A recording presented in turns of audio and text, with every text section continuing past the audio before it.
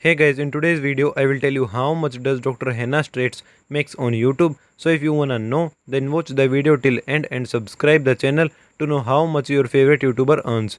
First of all, how does YouTubers get paid? They get paid by placing ads on their videos. If they place more ads, they makes more money. Secondly, CPM stands for cost per 1000 views, means how much advertiser pays to run their ads on YouTube.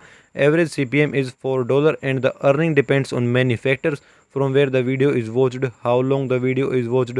Thirdly, YouTube takes 45% of creator revenue, means 55% creator gets and 45% YouTube takes.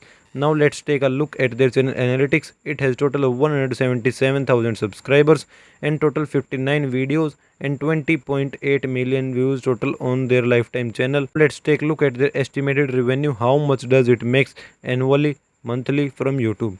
This channel gets 10,000 subscriber monthly and over 1.7 million views per month. So according to that, if we multiply the average $4 CPM, then their estimated monthly earning is $7,000, and multiplying monthly earning with 12 shows that they make $84,000 annually.